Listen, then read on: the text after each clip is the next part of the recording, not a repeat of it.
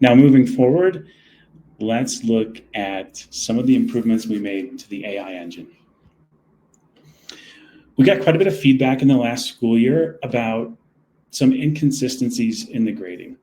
And in analyzing this and working with teachers that were using Speakable, we realized that the AI hallucinations when it came to the grading, feedback, and proficiency level estimation were somewhere in the 1% to 2% range. And it wasn't always scoring things as consistently as we would have liked. So we set a target to get this down below 0.2% to eliminate most of the inaccuracies.